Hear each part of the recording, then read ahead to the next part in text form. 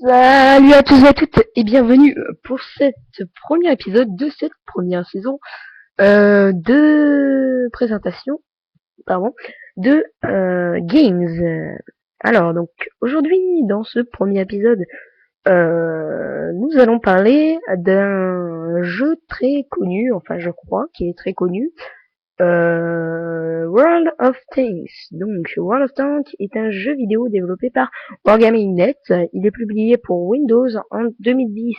Il s'agit d'une simulation de chars de combat massivement multijoueur. Il a notamment remporté le record du plus grand nombre de joueurs simultanés. Donc au sommaire, nous allons parler du système de jeu, du développement, euh, à voir aussi donc d'autres jeux de Wargaming et des avis des joueurs. Donc c'est parti, nous allons tout de suite passer au système de jeu. Le jeu fonctionne avec un système de bataille aléatoire, 15 contre 15, en essayant d'être le plus équitable possible. Chaque bataille possède elle-même un niveau que seuls certains chars peuvent rejoindre selon leur propre niveau. Il existe également des parties nommées guerre de clans, Clan Raids.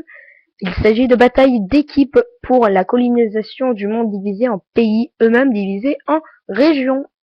Il existe aussi des pelotons, mais ceux-ci se font avec 2 personnes.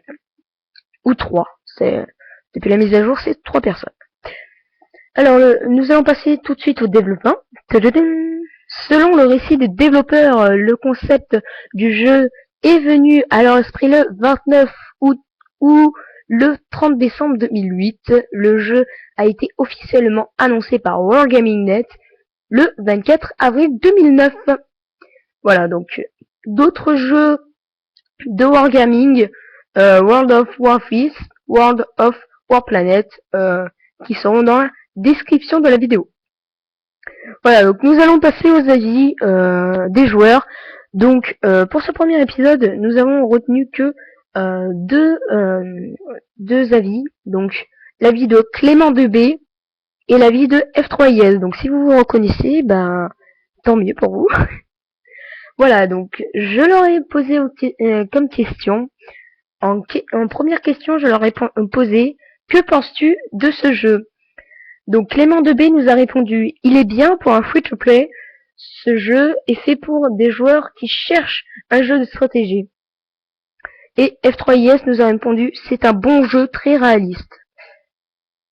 En deuxième question, je leur ai posé: aimerais-tu de nouvelles maps ou autres? Clément 2B nous a répondu: les maps sont déjà nombreuses pour un free-to-play et sont grandes, donc c'est bien, je pense.